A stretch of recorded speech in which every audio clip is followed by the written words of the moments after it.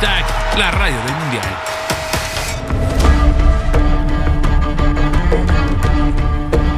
En la era de Gianni Infantino al frente de la Federación Internacional de Fútbol, más países se han beneficiado al asistir a una Copa del Mundo y elevar las expectativas de la afición que nunca o muy pocas veces ha podido ser parte de esta competencia. ¿Cómo te ves con una Copa del Mundo con 48? Copa del Mundo bien. Extensa, Escuchaste bien.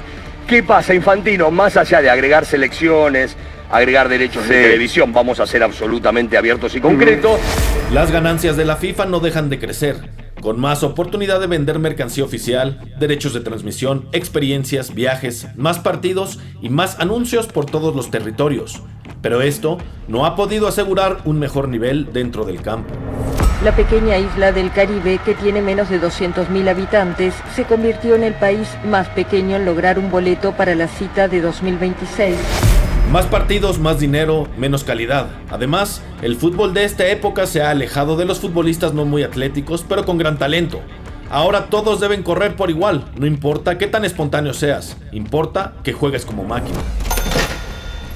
En México, tras un proceso de 4 años turbulento, por decirlo menos, la selección nacional no ha logrado enganchar con su afición. La falta de talento y de referentes dentro de la cancha y la nula participación del equipo en estadios de México ha generado distancia y poca emoción por parte de los llamados incondicionales. ¿Crees que la selección juega bien? Claro que juega bien, sí. No, francamente no. ¿Cómo contar historias nuevas en nuestro fútbol? Esto es Sin Visa.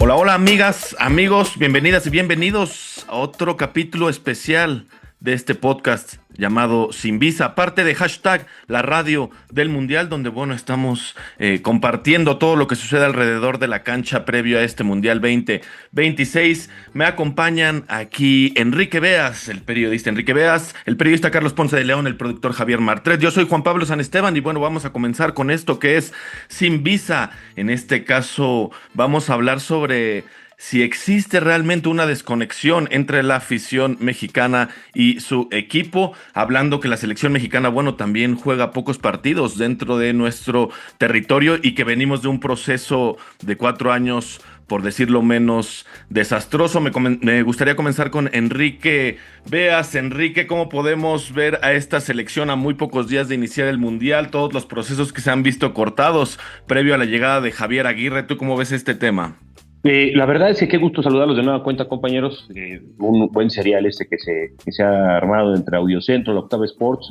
Yo veo que la selección nacional pasa por los procesos típicos normales de un equipo que ha ganado cosas a cuentagotas, ha tenido logros deportivos a cuentagotas, y que justamente la aspiración que hay a nivel de industria de esta selección es potenciar un proyecto que sepa estar entre los 8 mejores del mundo, ¿no? Al final del día, en infraestructura, en dinero, en visión, por lo menos de proyecto, debe de ser esa la gran meta de México siempre, ¿no? El cómo comportarse a la altura de las 8 mejores selecciones.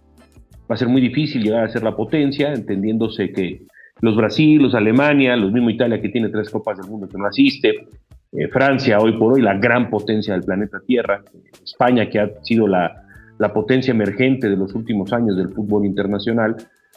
Para poder estar en ese rubro, pues bueno, falta muchísimo trabajo, pero México ya estaba acostumbrado a estar en esa segunda capa, entre los Portugal, entre estas selecciones como el Croacia, entre selecciones que se podían llegar a aspirar o entender que si no eran los caballos negros de una competición como un mundial, te daba títulos juveniles, te daba títulos olímpicos, ganar una Copa Confederaciones, tener jugadores que estaban considerados en el marco global, un Javier Hernández, evidentemente Cuauhtémoc Blanco, futbolistas que estaban constantemente en la conversación internacional, ¿no? Hoy todo eso se fue perdiendo y encontramos una serie de circunstancias que nos llevó a la gran crisis del fútbol mexicano moderna, a la cual yo no sé si ya salimos de ella. Creo que Javier Aguirre estabilizó un poco el barco, ¿no? Lo metió para tener la seguridad de volver a ganar los títulos de CONCACAF, uno que no se había ganado, por ejemplo, la National League, que 3 ediciones la ganó Estados Unidos caminando, y México por fin con Javier Aguirre aprovechó también una crisis ahí interna que tuvo Pochettino para ganar ese título, y luego en el verano hacer el doblete, ¿no? Ganar también la Copa Oro, una segunda Copa Oro consecutiva, y como que decir, bueno, ya por lo menos el tema de CONCACAF, ahí estamos. Se le consiguieron buenos partidos, creo que faltó el hacer el esfuerzo por los Inglaterra, por la misma selección de Países Bajos, por la misma selección incluso de Francia, de España, que no encaramos y que no enfrentamos, pero de ahí en fuera enfrentamos a todos los demás, y México pues no le pudo ganar a una top 20, ¿no? A una ranqueada 20 Javier Aguirre, tampoco la pudo ganar. Así se llega al Mundial. Así se llega, con esos contrastes se llega al Mundial. ¿Qué es lo bueno?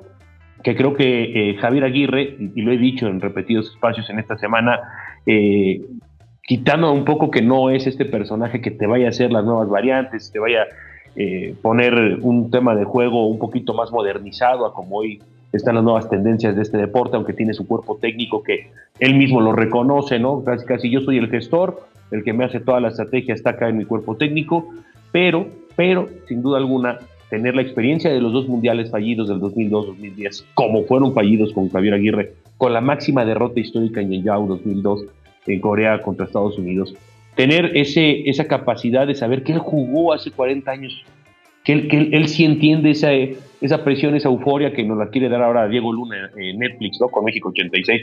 Él sabe lo que es jugar esa Copa del Mundo en casa. Él en Estados Unidos fue auxiliar con Miguel Mejía Barón. Pues cuando ya ves todo el recorrido de Javier Aguirre, dices, bueno, pues por lo menos este eterno rescatista ha estabilizado las cosas, y creo que le vuelve a dar un gramo de ilusión que la selección va a volver a conectar en el momento en el que ruede la pelota contra Sudáfrica. Correcto, sí, interesante, porque quizá estamos a pocos días, pero en cuanto empiece a rodar la pelota esto cambia. Mencionas líderes, yo iría con Carlos Ponce de León. También se ha hablado mucho en este proceso de esta falta de líderes, que puede tener que ver con esta falta de conexión. No tenemos con quién identificarnos quizá dentro del campo, no hemos tenido la oportunidad de jugadores que salgan a dar la cara. ¿Tú cómo ves este tema, Carlos Ponce de León? ¿Cómo estás, Juan Pablo, Enrique, Javier?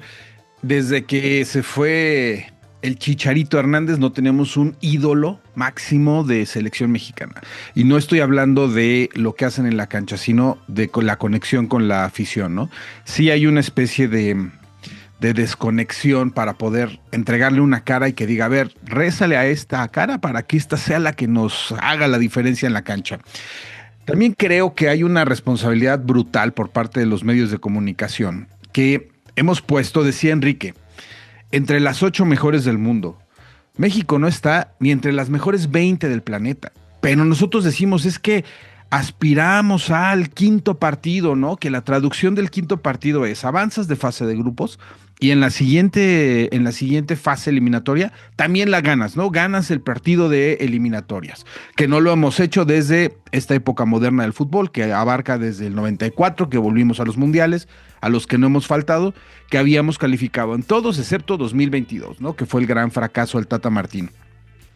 Yo creo que México no está hoy, no debería de estar en términos meramente futbolísticos para tratar de meterse en ese segundo escalón debajo de las grandes top élite del fútbol mundial, como dice Enrique. Enrique dice, estamos ahí peleando con las otras. No es cierto, no estamos peleando con las segundonas, o sea, no estamos peleando con las que aspiran a hacer un Marruecos, a hacer un Croacia. No estamos en ese nivel, no lo tenemos todavía, pero la maquinaria mediática de este país se ha encargado de decir, sí, claro que sí, vamos a tratar de llegar a ese lugar. No tenemos una plantilla que milite en Europa en los grandes equipos. No tenemos realmente sí tenemos formación en nuestro país, porque sí formamos jugadores, pero no terminamos de darle ese salto de calidad que sí hace Argentina o Brasil para poder exportarlos y decir, bueno, es que se fue a foguear al Milán y es que el otro está fogueándose en el Paris Saint-Germain y en el City, etcétera. No tenemos tampoco los grandes entrenadores que se estén repartiendo por el mundo y que después vengan a hacer que la estrategia sea el peso específico que le dé la vuelta a una selección mexicana sobre las demás. No estamos en ese nivel, pero los medios de comunicación, las redes sociales se han encargado de decir, es que podemos, nuestro fútbol está para llegar a ese nivel. No es cierto, no está para llegar a ese nivel. Yo creo que en este mundial sí nos hacen falta líderes, sí nos hacen falta referentes. Vamos a llegar, si llegamos a unos cuartos de final, va a ser por el peso específico que significa el Estadio Azteca, estar en casa, la altura, la contaminación, la afición, etcétera, etcétera. Los factores que abonan que una selección local sea fuerte gracias a estos factores, no tanto a lo que está en la cancha o al referente que nos hace falta en la cancha. Y sí creo que nuestra expectativa nos han pintado una selección que puede estar en cuartos o en semifinales con la mano en la cintura, pero no es cierto. Nosotros estamos para avanzar de grupo y si nos toca la suerte, ganarle al que sigue, ¿no? Hoy en unos 16avos de final es más accesible llegar a esos octavos, pero no creo que estemos entre las 8 principales del mundo. Correcto, bueno, un golpe de suerte cualquiera lo puede tener, ¿no? Pero a ya estar posicionados ahí, bueno, pero hasta la suerte hay que trabajarla, Juan Pablo. Sí. Claro, hay que empujar hacia ese lugar, ¿no? Pero el trabajo que se rompió en el último proceso. Pero México lleva desde 1994 trabajando para esto. Pero ya se había roto. O sea, a mí me sorprende. Ya son dos procesos entonces. Pero son 8 años donde no estamos ahí. Vamos a ver. Porque a mí me sorprende, y ya escuchamos a Javo, que digamos esto cuando México en 1994 fueron los malditos penales contra Bulgaria. En 1998 fueron las desatenciones de Raúl Rodrigo Lara, y a lo mejor ya hoy analizando un poquito más fútbol cancha, las salidas intempestivas de Claudio Suárez que y en el 2002 fue otra cosa, y en el 2006 otra, y en el 2010... Ya es una serie de coincidencias que te dicen, pues es que no estás para lo otro. Porque estás ahí al filo de... Enrique, pero nos quedamos con es que por los penaltis no avanzamos. 5 veces, 5 mundiales seguidos en el mismo lugar. No, y además, o sea, estábamos ahí en esa línea, voy contigo, Javier, y el último mundial bajamos un peldaño, ¿no? Bajamos un nivel. Entonces, bueno, Javier Martret, te saludo, ¿cómo estás? ¿Qué tal, Juan Pablo, Enrique Ponce? Pues aquí ya se nos empieza a acalorar la discusión. Sí, yo también creo que no estamos entre los primeros 8 y que estamos aún más lejos de lo que estuvimos hace 10, 15 años. Eso me queda clarísimo. Algo se rompió después del proceso de la Volpe o entre el Vasco en 2010. Dejamos de generar talento. Algo pasó que dejamos de competir al mismo nivel, o eso se siente, ¿no?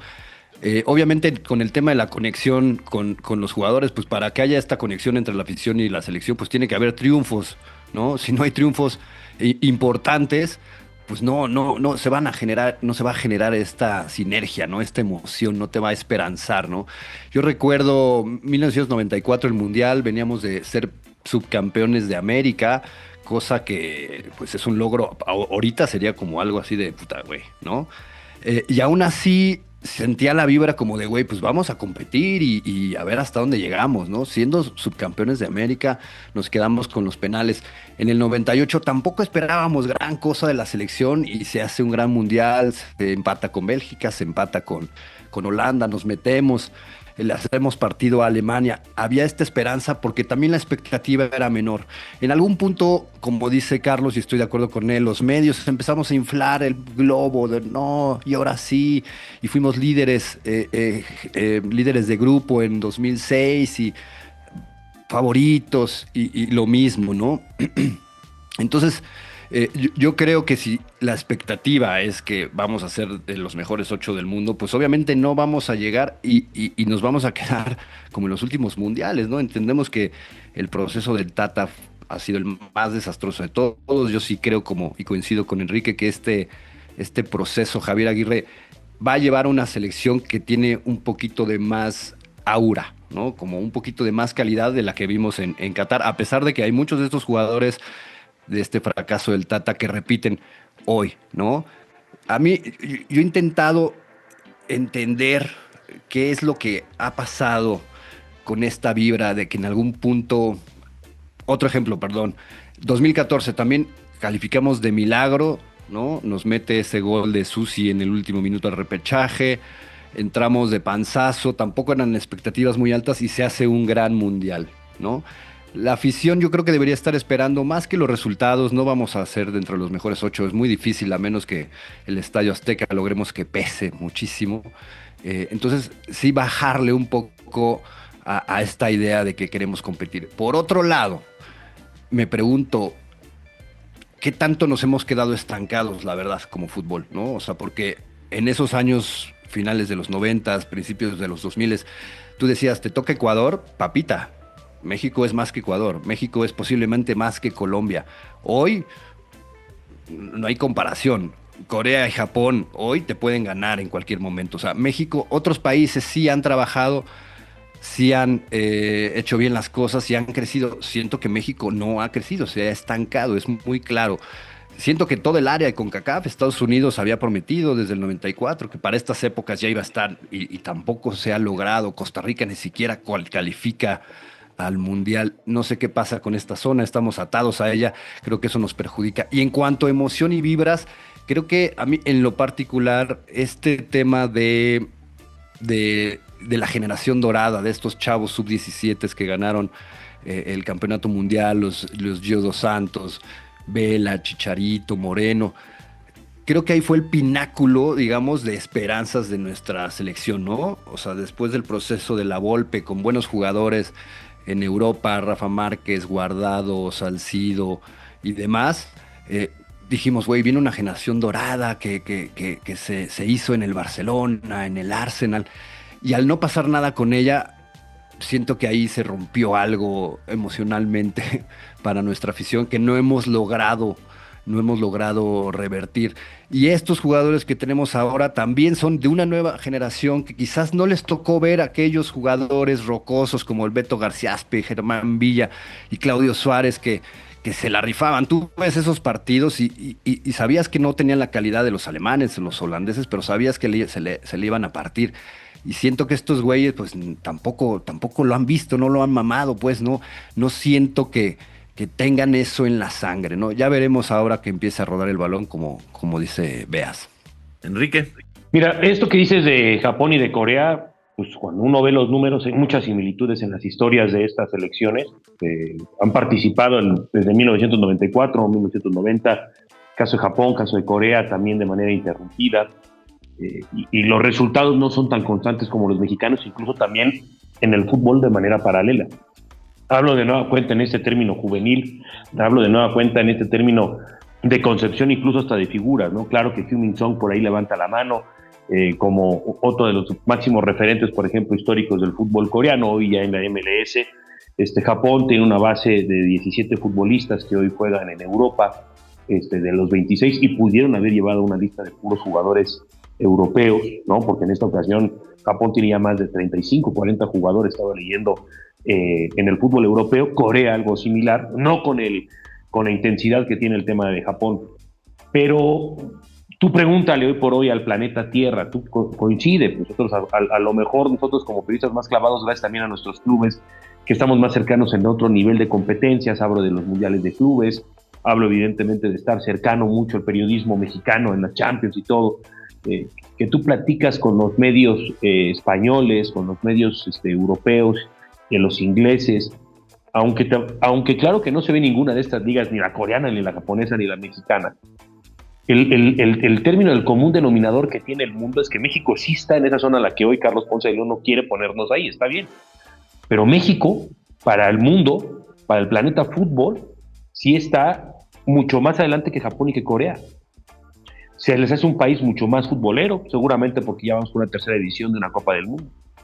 Hay argumentos y hay herramientas para pensar y entender que México ha sido mucho más relevante, que México en ese grosor puede estar ahí, mucho más en Japón y en Corea, mucho más. O sea, aunque Cabo Martel diga, no, claro que no, pues Corea ha llegado a semifinales de una Copa en su casa en Corea-Japón. Bueno, pero de ahí, México llegue de ahí en cuántas fases de grupo Corea se quedó fuera. Tan solo en este ejercicio de Copa Confederaciones, por ejemplo, pues México ha enfrentado a Japón y le ha ganado en Juegos Olímpicos, con selecciones también súper prometedoras. Jimmy Lozano fue a ganarle ahora justamente en ¿dónde? En Pero Japón. Un partido no quiere decir que estemos por encima de aquel fútbol. Pero es que no es un juego. El problema es que seguimos... El problema es que seguimos en una burbuja, con un ensimismamiento que no nos permite decir, es que qué buena liga tenemos. Tú dices, la referencia, es que tenemos un desarrollo mexicana de fútbol de clubes fantástico. Eso no te marca hoy nada con selección, no está relacionado a la selección. Nos equivocamos mucho al hacer esa correlación. Es que ven nuestros clubes, qué bien trabajan. No tiene que ver ya la selección con los clubes. Te pongo un gran ejemplo, el fútbol brasileño. Hoy el fútbol brasileño a nivel de clubes es el mejor del continente. Lleva un dominio brutal en la Libertadores y en el Brasileirao vemos cada vez más salir figuras, etcétera. Y a nivel selección traen una crisis entre comillas, deportiva de hace algunos años porque no han encontrado la fórmula para volver a estar en ese nivel top. Caso contrario, ve lo de los argentinos. La selección hoy, campeona del mundo, etcétera, marcada como una de las 3 favoritas para ganar este mundial. A nivel de clubes ha bajado muchísimo su nivel. Ya no tiene que ver el tema clubes con selección. En México estamos trabajando muy bien a nivel de clubes, sí, tenemos una liga muy buena en términos competitivos, en términos profesionales, de hacer el negocio, de darnos emociones, de estar dominando con CONCACAF, etcétera. Sí, es muy bueno, pero eso no se refleja necesariamente a nivel selección. Yo veo lo contrario, o sea, hoy, insisto, ante la crisis que vivimos, es difícil no entender otra situación, pero yo veo una fotografía más amplia. Y en esa fotografía más amplia, en este recurso de tiempo, hay futbolistas que yo creo que pueden llegar a sacar el do de pecho, y específicamente para este tema del arranque mundialista, yo pongo el ejercicio. Hoy saber que tienes a un Tala Rangel, un portero que ha crecido de una manera gigantesca. Que pongas como alguien que nos va a sacar las papas del horno al Tala Rangel. Gigantesca. Al Tala Rangel, madre mía. Yo veo a César Montes y a Johan Vázquez con una central divina, incluso recuperando al 100 Edson Álvarez con un tercer central para cambio con ellos dos, como un auténtico referente de esta selección. Edson terminó sin jugar. Veo a Eric Lira, que ya pegó que está apuntado ya pegó para la hacer premundialista. exportación. El caso de Eric Lira es tremendo, un mediocampista todoterreno, ¿no? Hoy el refrescante y la refrescante incorporación de un mexicoamericano, que ese también es nuestro futuro inmediato, que lo ha entendido muy bien Chivas y seguro también lo seguirá explotando la selección mexicana, en la figura de Brian Gutiérrez, que va a ser nuestro crack, que de pronto se paró del drama de Marcel Ruiz para darle la pelota a este muchacho y que sea el que te haga una diferencia. El caso de Álvaro Fidalgo y de Quiñones, naturalizados, muy bien entendidos por la industria y la maquinaria del americanismo, para poder detonar mejor con estos dos muy buenos futbolistas que pueden llegar a aportar mucho a la selección nacional. El momento icónico para Raúl Alonso Jiménez, un survivor de la historia del fútbol mexicano y del planeta Tierra, que tendría que estar retirado después de la lesión que tuvo y que ha esperado este momento para hacer sus primeros goles en Copa del Mundo. Ver a Armando González, este futbolista, muchacho, con una historia que puede emular lo de Javier Hernández y a lo mejor mejorarla, potenciarla. Hay Alexis Vega, que desde que lloró en aquel partido cantando el himno, nos hace recordar de que se juega en una Copa del Mundo. Es decir, hay muchas formas y muchas maneras de sí agarrarnos para ilusionarnos. Sí, de que está en la ilusión nos queda claro, sí, ¿no? Sí. Enrique Beas emana por cada poro esta ilusión, este deseo, este sueño de ser campeones del mundo. ¿Se puede ser campeón del mundo? Pues claro que sí, siempre hay una cenicienta que pueda contarlo. Estamos cerca de lograrlo con este hermoso recuento que hace, tan lleno de corazón, tan romántico de cada uno de los jugadores.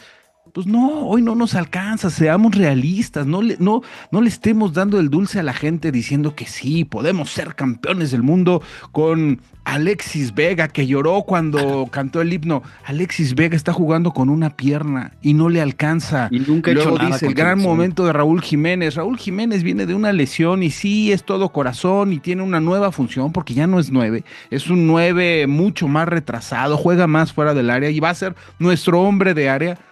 Es una gran historia, pero no quiere decir que tenemos al mejor delantero de la Copa del Mundo. Luego nos habla del Tala Rangel. ¿De verdad la referencia de nuestra selección es el Tala Rangel? La única línea donde coincido con Enrique que está en top mundial, está a nivel top mundial, son los dos centrales.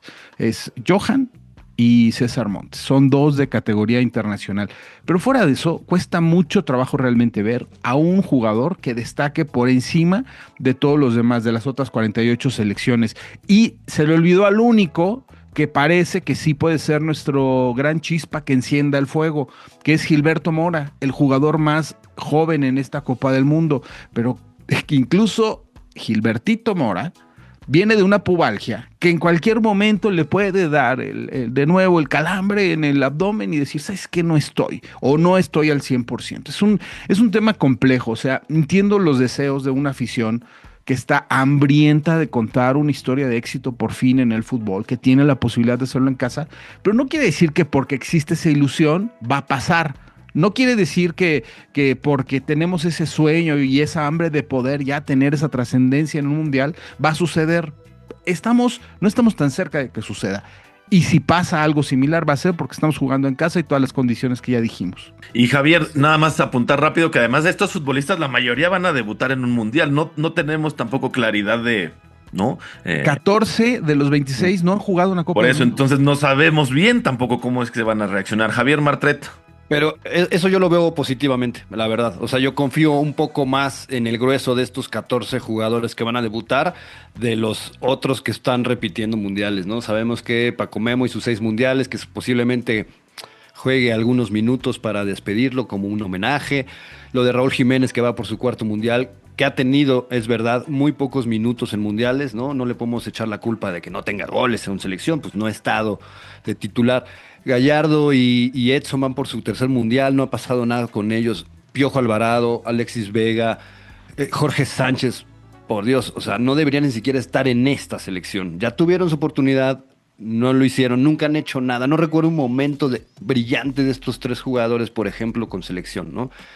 Yo confío más en la sangre nueva, en justamente este impulso que el Vasco les pueda dar, motivarlos, las historias del 86 y llevó a los exfutbolistas y meterles este rollo de hacer pesar la casa con garra, ¿no? Vasco lo dice en la conferencia de prensa, la última conferencia de prensa, ¿no? Mi estilo es meterle todo, ¿no? O sea, no dejar nada en la cancha. Veremos si eso pasa. Y lo que decía Ponce me parece interesante. Son 2 cosas bien distintas. Uno, lo que vemos, el nivel de juego, la calidad, en dónde juegan estos jugadores, porque podríamos decir que Montes y Vázquez jugando en Italia, ¿no? Peleando el descenso, no es un equipo top.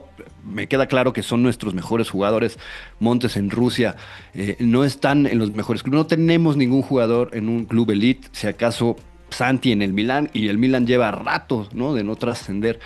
Entonces, son 2 cosas distintas. Creo que también cae en esta disonancia cognitiva entre lo que nos quieren vender Televisa y La Bomba en su momento y quien me digas ahora, con lo que se ve en la cancha. Y la otra cosa interesante que también le doy la razón a Beas en ese también sentido, sí es importante fijarnos en estas historias que se pueden contar, que es de donde la afición se puede agarrar, no para tener esperanzas de ganar un mundial, ojo, sino de conectar y que se sienta. Nadie está, bueno, yo no pienso que vaya a estar ni en semifinales, posiblemente ni en cuartos de final, pero sí ya sé eso, pues quiero conectarme, quiero encontrar esas historias que me cuenten algo.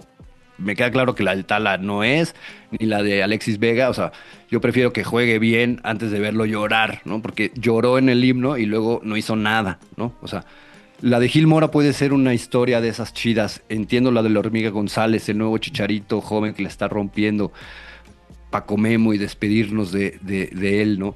Entiendo esta parte de generar las historias, pero se tiene que acompañar con un rendimiento importante dentro de la cancha. Y la otra cosa que me jode un poquito de este mundial es que es posiblemente el hecho de que haya tantas selecciones, 48 selecciones, hará que posiblemente no nos podamos medir en toda la Copa con una de estas selecciones que sí nos queremos medir. Sabemos que si todo sale bien y pasamos en primero, y Inglaterra también, bueno, va a haber un cruce ahí, pero por ahí nos toca en 16avos de final un Ecuador, una Escocia, un Noruega. Un Bélgica. En mi pronosticador yo puse los resultados y nos toca Bélgica en 16avos. Sí, estaría bien, te mides con alguien importante. Lo que digo es que nos podemos ir en 16avos contra Marruecos, Ecuador, Japón, Suecia, Senegal, ¿no? Y no nos vamos a medir en casa contra la gente que nos queremos medir, porque es donde realmente sabemos dónde estamos parados, ¿no? Entonces, bueno, ojalá salga bien para México y pues eso, porque buen fútbol no siento que, o sea, ya lo hubiéramos visto desde hace, ¿no? O sea, prácticamente desde el gol del Chucky no ha pasado absolutamente nada con México, ¿no? Correcto. Sí, o sea, al final de cuentas si vamos a hacer algo en este mundial, no va a pasar tanto por la cancha o por el banquillo, sino por todos estos factores externos que encabeza, enarbola, que abandera también Enrique Beas, de la ilusión, del empuje, del orgullo, de otras cosas que no tienen que ver tanto con la cancha, sino con la tribuna. Sí, no es un trabajo estructural, ¿no? Dinos, Enrique, porque parece que entonces tú sí ves dentro de la cancha posibilidades y más bien lo que nos puede empujar es lo de alrededor. Dinos. Sí, porque así ha sido la historia para México, 70 y 86.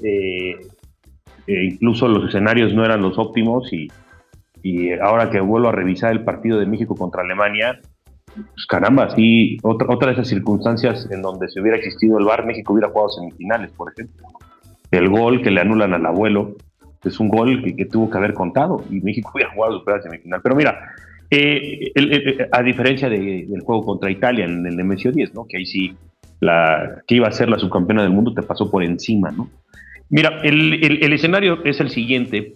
México, como primer lugar de grupo, en un grupo aunque les molestó mucho que Javier Aguirre, en el podcast de Compas con Cuauhtémoc Blanco, Terrazas y Germán Villa, se haya transparentado al decir esta papita, porque está mal decir eso, sobre todo en esta modernización del fútbol, en donde para muchos ya no hay distancias, ¿no? Y se han acortado ellas, y México no está jugando bien, pero México sí es mejor que Sudáfrica, México sí es mejor para mí que Corea, y México es mejor que República Checa. Y viendo el cierre también de cómo juegan los equipos, México con la localía y todo va a sacar avantes, y yo sí veo 9 puntos de esta selección nacional. El camino de 16avos es peculiar porque ahí sí hay una métrica que sí es, así como puedes jugar con Arabia Saudita, te puedes encontrar a Escocia, pero te vas a encontrar un tercer lugar, o sea, un equipo que realmente tampoco, al menos de que venga un accidente de un grande y califique con tercero, que no lo veo, México va a tener también otro cuarto partido, que sí con la presión ya de que hay que ganarlo y si no te vas a casa, pero con todo a favor y también en el Estadio Azteca. Y entonces vendrá hipotéticamente este juego de Inglaterra, que así como nosotros estamos rasgando las vestiduras, en Inglaterra más, porque dejó a Phil Foden, porque dejó a Palmer, porque dejó a 2 de sus 4 cracks en el medio campo, Thomas Tuchel, y dicen, oye, pues, ¿qué le pasa al alemán? Está haciendo como un... Y a lo mejor, y no termina siendo Inglaterra, y termina siendo hasta Croacia, como siempre, este equipo rocoso y que ha sabido jugar muy bien de la era Luka Modric para ser siempre caballo negro. Y ese escenario... Ya le hicimos partido. Ya se le ganó 3-1 allá en Recife, ¿no? Con gol de Andrés Guardado, Rafa Márquez, Chicharito Hernández, ¿cómo no, no? Ahí Rakitic le hizo solamente un gol a Guillermo Ochoa. Ahí en ese momento y en ese escenario es donde yo veo que México jugaría lo que le estoy diciendo, esta deuda histórica y todos estos millones de dólares invertidos de la Federación Mexicana de Fútbol ahí, en ese juego, en esos 90 minutos o 120, para dar ese paso y que nos lleve a Miami a enfrentar a Brasil y a seguir soñando aquel camino para la hipotética semifinal que ya lo dijo un adivino, ¿no? Contra Portugal o contra la selección de Argentina en Atlanta. Pero ese sería el plan ideal. Pero el objetivo es, tienes que llegar sí o sí a ese juego. Pero del lado del segundo lugar también, por cómo está el Mundial, pues te vas a enfrentar contra el grupo de Canadá. Entonces te vas a enfrentar, Suiza para mí se lo lleva, entonces Bosnia o Canadá. Y el juego, y ese camino sería Los Ángeles, y el hipotético juego, que es el que a nosotros nos vuelve a interesar de octavos de final, sería contra Países Bajos, que vendría de Monterrey, de los 16avos, y la mejor revancha y venganza de no era penal en Houston. O sea, también incluso hasta cayendo en segundo lugar, tenemos todas las herramientas para volver a decir, vamos por eso.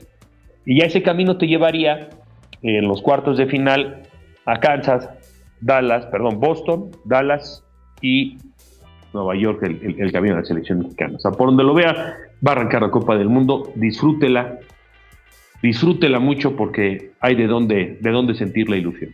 Bueno, si Enrique dijo que Chivas iba a ser campeón de Liga MX, no es raro que se diga que México va a ser campeón o finalista de... César Ramos Palazuelos no permitió esa final. Que no se olvide, no normalicemos. Carlos, para concluir entonces un cierre de este capítulo, vamos a conectar a la hora que el 11 de junio, 1 de la tarde, ¡pum!, la selección conecta con su afición. Totalmente, porque se va a golear a Sudáfrica. Ahí sí creo que no va a haber ningún problema. Sudáfrica está pasando un momento terrible, terrible en muchos sentidos. México va a golear. El partido contra Corea en Guadalajara lo veo muy difícil. O sea, mi pronóstico es empate y se regresa al Estadio Azteca y de nuevo los factores que ya enumeramos hacen que podamos ganarle. Ojo que también se me hace muy, muy aventurado de repente decir que el europeo pues va a ser el que va a terminar perdiendo ahí con México, pero sí creo que le vamos a ganar a Chequia. Vamos a avanzar en primero, 16avos se gana y en octavos, dependiendo del rival, pues ahí está el gran tema que a mí me encantaría que llegáramos a cuartos de final, es más, me encantaría que llegáramos a la semifinal, pero yo creo que nuestra selección, si tengo que hacer la apuesta, se queda en octavos de final y ya, sí, siendo muy Enrique Veas, pongo cuartos de final. Correcto, ahí está Javier. Sí, no, yo también quiero que gane México el Mundial. Lo veo difícil. También veo eso. Yo creo que el plan siempre ha sido ahí. Las miras también siempre han sido así. Todo está planchado. México, Inglaterra, ya no importa. La federación ya no le importa. Ya llegamos aquí, ya nos llevamos toda la lana que pudimos. Ya está. México también se quedaría tranquilo. Así, no, pues nos ganó Inglaterra. Ya está. Yo también creo que más que no sé lo que vaya a pasar, la exigencia tiene que ser ganar sí o sí el grupo. Sí creo que tiene todas las posibilidades. Al menos 7 puntos debería llevarse. Creo que el partido de Sudáfrica también se va a ganar fácilmente, aunque por ahí me preocupa que por ahí del minuto 60, 70 vayan 0-0 como nos ha pasado y que empiece a hacerse bolas el engrudo, los nervios. Un empate ahí sería desastroso. Creo que el mejor partido igual va a ser Corea, más abierto. Ahí vamos a ver si existe tal cual esta carencia de talento que tanto se dice. Y República Checa va a ser un partido duro. Los equipos de Europa del Este tienen oficio. Vamos a ver, yo creo que a partir de ahí todo puede pasar. Un mal partido. Hemos visto al Vasco derrapar en estos partidos de eliminación directa contra Argentina en el 2010, contra Estados Unidos. No me sorprendería tampoco que hiciera alguna de estas locuras. Entonces, yo también creo que puede conectar. Yo no lo sé hasta que ruede el balón y vea la actitud de estos jugadores que me ofrecen, es cuando voy a decir, no, pues sí me estoy prendiendo con esto, ¿no? Perfecto, pues ahí está, llegamos al final. Digo, me sorprende, entonces México podría quitarse esta malaria de los partidos de inauguración, ¿no? Por fin podría incluso golear en un partido de inauguración, ganar su primer partido de inauguración. Estaremos aquí atentos. Por lo pronto nos vamos a despedir. Muchas gracias por escucharnos. Muchas gracias Carlos Ponce de León, Javier Martret, Enrique Veas. Yo soy Juan Pablo San Esteban. Esto es Sin Visa. Esto es #La Radio del Mundial.